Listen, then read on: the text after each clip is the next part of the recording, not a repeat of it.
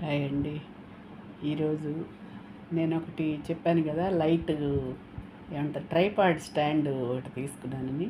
దాని వెలుతురులో ఇప్పుడు మీకు బ్రేక్ఫాస్ట్ చేసి చూపిస్తాను.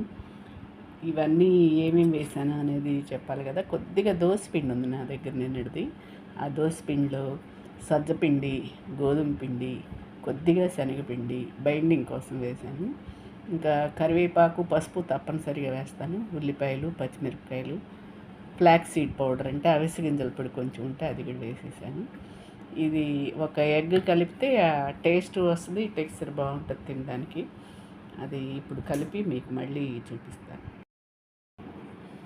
కొంచెం ఉప్పు, జీలకర్ర వేయడం మర్చిపోయాను, అవి వేసేసానండి.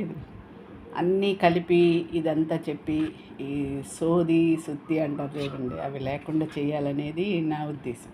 అందుకని ఇట్లా కలుపుకోవడం అందరికీ వస్తుంది. కానీ ఇంగ్రీడియంట్స్ ఏమి వేసుకోవాలి, ఎగ్ కానీ మనం అనుకుంటాం కదా బ్రేక్ఫాస్ట్ చేసినా ఆహారంలో అన్ని పోషకాలు ఉండాలని. వాటి కోసం అదో స్పూన్ వేసి బద్ధకంగా 1 రోజు ఇలా చేసేసుకుంటే బాగానే ఉంటుంది. ఇప్పుడు దోశ వేసుకుంటాం. నా ఫేవరెట్ పెనం మీద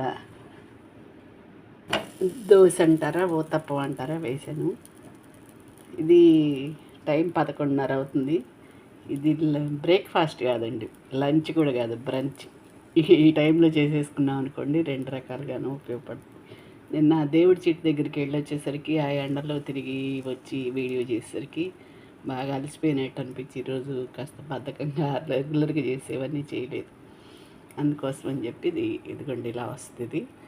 కొత్తగా ఆవకాయ ఒకటి చేశాను, శనగ ఆవకాయ. అది వేసుకొని తింటే చాలా బాగుంటుంది. ఓకే అండి, బాయ్.